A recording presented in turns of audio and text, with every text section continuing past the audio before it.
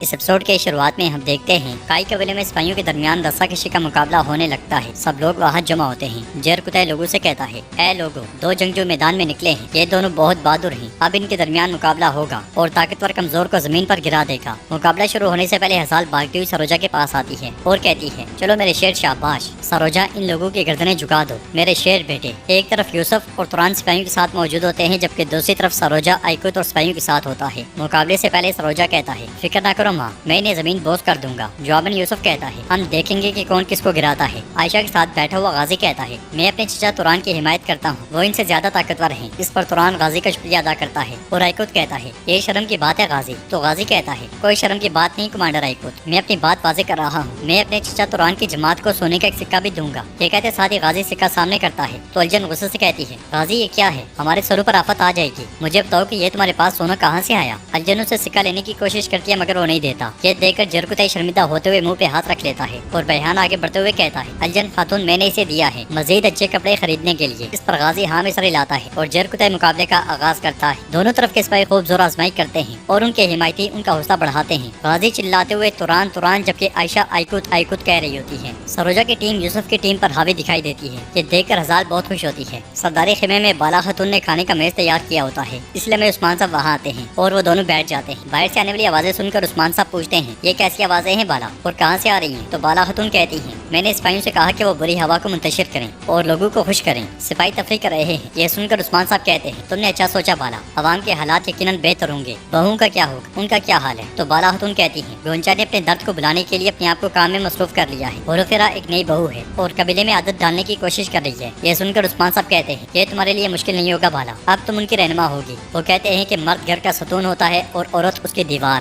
تم نے ہمارے بچوں کا ساتھ دینا ہے۔ جواباً بالا خاتون کہتی ہیں، میں نے اپنے بچوں کی پرورش کی اور اب میں اپنی بہو کی بھی پرورش کروں گی، عثمان آپ فکر نہ کریں۔ باہر بڑے جوش و خروش کے ساتھ مقابلہ جاری ہوتا ہے۔ سروجا فاطمہ کی جانب دیکھ رہا ہوتا ہے، یہ دیکھ کر الجن مسکرا دیتی ہے، مگر کچھ دیر کے بعد بازی پلٹتی ہے اور اب سروجا درمیان میں موجود انگاروں کے قریب ہوتا جاتا ہے۔ یہ دیکھ کر یوسف کہتا ہے، چلو بس تھوڑا سا رہ گیا ہے، شاباش سپاہیوں۔ سروجا کو ہارتا ہوا دیکھ کر ہزال کہتی ہے، ہائی میرا بیٹا جہنم میں جا رہا ہے۔ تو بہان کہتا ہے، یہ ہمیں شرمندہ کروا دے گا۔ اس کے ساتھ ہی ہزال بھاگ کر سروجا کے ساتھ مقابلے میں شامل ہو جاتی ہے۔ یہ دیکھ کر یوسف کو بہت غصہ آتا ہے اور غازی کہتا ہے، یہ دھوکہ ہے، آپ کیا کر رہی ہیں؟ بہان ہزال کو پکڑ کر پیچھے کر لیتا ہے اور یوسف اپنے ساتھیوں کے ساتھ رسی کو کھینچتے ہوئے سروجا اور اس کے ساتھیوں کو انگاروں کی طرف گرا دیتا ہے۔ یہ دیکھ کر ہزال کا منہ کھلا کا کھلا رہ جاتا ہے اور بہان نفی میں سرے لاتا ہے۔ توران کے جیتنے پر غازی عائشہ سے کہتا ہے، عائشہ تم نے دیکھا، میرے چچا توران جیت گئے، مگر عائشہ آئیکوت کے ہارنے پر بہت پریشان ہوتی ہے۔ جیرکتائی کہتا ہے، جیتنے والے یوسف، توران اور ان کے ساتھی ہیں۔ یوسف بہت زیادہ خوش ہوتا ہے اور ہزال سروجا کے پاس آ کر کہتی ہے، تم نے کیا مقابلہ کیا، شاباش میرے شیر۔ مگر بہان کہتا ہے، آپ نے خود کو بھی شرمندہ کیا اور مجھے بھی۔ یہ کہتے ساتھ ہی بہان چلا جاتا ہے اور سروجا کافی شرمندہ دکھائی دیتا ہے، مگر ہزال اسے کہتی ہے، اپنے باپ کی پرواہ مت کرو۔ یوسف فاطمہ کے پاس جا کر کہتا ہے، فاطمہ خاتون آپ نے دیکھا، طاقتور جیت گئے اور کمزور ہار گئے۔ مگر فاطمہ کہتی ہے، دونوں فریقوں نے خوب مقابلہ کیا، لیکن ایک فاتح ضرور تھا۔ یہ کہتے ساتھ ہی فاطمہ بھی چلی جاتی ہے اور یوسف ہنستے ہوئے سروجا سے پوچھتا ہے، کیا تم ٹھیک ہو؟ مگر سروجا اسے کوئی جواب نہیں دیتا اور چلا جاتا ہے۔ ناظرین، اس کے بعد ہم دیکھتے ہیں کہ خواتین مشق کر رہی ہوتی ہیں، بیگم خاتون بھی وہیں موجود ہوتی ہیں۔ عثمان صاحب بالا خاتون کے ساتھ بلندی پر سے گزرتے ہوئے یہ سارا منظر دیکھ رہے ہوتے ہیں۔ ایک خاتون دوسری کے گلے پر تلوار تان لیتی ہے، مگر وہ خاتون بڑی پھرتی کے ساتھ اپنے آپ کو آزاد کر کے تلوار اس پر تانتی ہے۔ یہ دیکھ کر بیگم خاتون بہت خوش ہوتی ہے اور کھڑے ہو کر عثمان صاحب سے کہتی ہے، ہماری تمام خواتین جنگجو تربیت میں کامیاب ہو گئی۔ عثمان صاحب، میں نے اپنی خواتین کو تربیت دی ہے، میں نے یہ طریقہ ایک جنگجو سے سیکھا جو چین سے آیا تھا۔ یہ سن کر عثمان صاحب کہتے ہیں، چین؟ ہاں، آپ نے جو دیکھا وہ غلط ہے بیگم خاتون، انہوں نے یہ ہمارے قدیم ترک آباؤ اجداد سے سیکھا تھا۔ بالا، کیا تم نے دیکھا؟ وہ ہر چیز کو خود سے منسوخ کرتے ہیں۔ بیگم خاتون کہتی ہیں، یہ ہم ہوتے تو بہتر ہوتا۔ بالا خاتون، اگر آپ چاہتی ہیں تو میں آپ کی عورتوں کو بھی سکھا دوں گی۔ مگر بالا خاتون کہتی ہیں، اس کی کوئی ضرورت نہیں بیگم خاتون۔ یہ سن کر بیگم خاتون کہتی ہے، چلو سب مل کر دیکھتے ہیں کہ ضرورت ہے یا نہیں۔ یہ سنتے ساتھ ہی بالا خاتون بلندی پر سے چھلانگ لگا دیتی ہیں اور تلوار پہ نیام کرتے ہوئے کہتی ہے، بیگم خاتون آ جائیں۔ اس کے ساتھ ہی ان دونوں کے درمیان مقابلہ شروع ہو جاتا ہے اور وہ دونوں ایک دوسرے پر تابڑتوڑ حملے کرتی ہیں۔ بالا خاتون بیگم کا وار روکتے ہوئے کہتی ہیں، چلیں بیگم خاتون، کیا یہ آپ کی طاقت ہے؟ تو بیگم کہتی ہے، اب میرے لیے مناسب نہیں کہ میں عثمان صاحب کی بیوی کی تلوار ان کے سامنے گراؤں۔ بالا خاتون اسے پیچھے دھکیلتے ہوئے کہتی ہے، بیگم خاتون، آج تک میری تلوار کوئی نہیں گرا پایا۔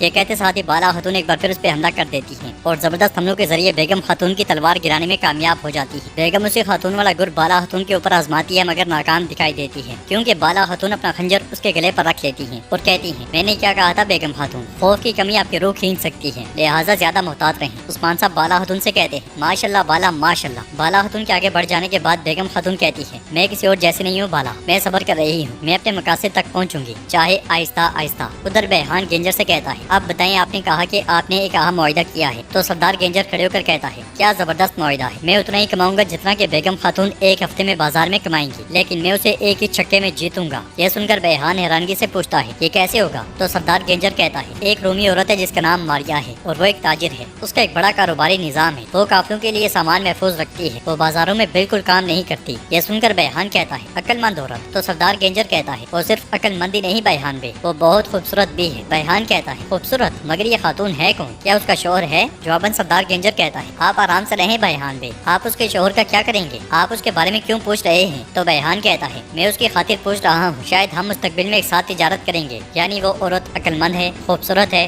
और शायद उसका शोहर भी हो, शायद, पर मैं नहीं जानता। तो वहाँ पहुँचने वाली हजार कहती है, आप किस खातून के बारे में बात कर रहे हैं? हजार को देखकर बेहान डर जाता है और कहता है, खातून? कौन सी खातून? मैं और गेंजर बे कारोबार के बारे में बात कर रहे हैं। गेंजर भी ऐसा ही है ना? तो सरदार गेंजर कहता है, बिल्कुल ऐसा ही है। उधर उस्मान साहब बाला खातून के साथ आगे बढ़ते हुए कहते हैं, बाला, मैं कहता हूँ कि उसका हमसे ताल्लुक कमजोर है, लेकिन तुमने उसे मरने से भी बदतर छोड़ दिया। तो बाला खातून कहती है, लेकिन वो मरी नहीं, अल्लाह का शुक्र है। कल वो मुझे बता रही थी कि आपने सर्दी दौरे पर उसकी बहुत ज्यादा तारीफ की। जवाब उस्मान साहब कहते हैं, उसने अपना फरीजा ठीक मुकम्मल किया तो मैंने उसकी तारीफ की। उसकी खवातीन ने चारों तरफ से हमला किया, वो अक्लमंद है बाला। मगर बाला खातून कहती है, लेकिन खवातीन जंगजू नहीं थी, उसने कुछ नामुनासिब किया और मैंने उसे उसका सबक सिखाया। तो उस्मान साहब कहते हैं, ठीक है बाला, ठीक है, अब बताओ। मैंने कहा कि उसका ताल्लुक कमजोर है और हमने उससे किला भी छीन लिया। तो बाला खातून कहती है, लालची औरत, इस नाकामी की तकलीफ के बाद आप मुश्किल में पड़ जाएंगे। उस्मान साहब कहते हैं, महल में उसने कमजोरी दिखाई, लेकिन तिजारत का क्या होगा? सौगौत में तिजारत को और सौगौत के बाजार को दोबारा बहाल करने की जरूरत है। क्या आपको लगता है कि वो ये कर सकती है? तो बाला खातून कहती है, उसके अंदर जिस किस्म की लालच है वो इसे अच्छे तरीके से संभाल सकती है, लेकिन मैं उसकी निगरानी करना चाहती हूँ। उस्मान साहब कहते हैं, बिल्कुल बिल्कुल, चलो ऐसा ही करते हैं, तुम उसे फर्ज से आगाह करो। इस लम्हे सिपाही भागता भागता आता है और कहता है, हुजूर सरदार करा से आ रहे हैं। अगले लम्हे सरदार करा से सिपाहियों के साथ कबीले में दाखिल होता है और घोड़े से उतरने के बाद बिछाए हुए कालीन के ऊपर से आगे बढ़ता है और उस्मान साहब उससे कहते हैं, चलें खेमे में तशरीफ लाएं। इसके साथ ही वो दोनों आगे बढ़ते हैं। उधर सब लोग जमा होते हैं। बेगम गोंजा से पूछती है, आपने हमें क्यों बुलाया, क्या आप जानती हैं? तो गोंजा कहती है, मेरी वादा ऐलान करेंगी कि सौगौत बाजार की हिफाजत की जिम्मेदारी किसको सौंपी जाएगी। इसलिए मैं बाला खातून वहाँ आती है और कहती है, अब से सौगौत बाजार की हिफाजत बेगम खातून करेंगे। यह सुनकर बेगम बहुत खुश होती है और बेहान वहाँ से चला जाता है। बाला खातून बेगम के साथ आगे बढ़ते हुए कहती है, अब फरीजा आपका है, आपको शर्मिंदगी महसूस होती होगी क्योंकि आपके लिए कुछ लाने में कामयाब नहीं हो पाई। मैं जानती हूँ कि आप दोबारा वो गलती नहीं करेंगी और बाजार में अपना काम बखूबी सरअंजाम देंगी। तो बेगम कहती है, मुझ पर यकीन रखें बाला खातून। तो नाज़रीन, इसके साथ ये एपिसोड भी इख्तिताम पजीर होती है।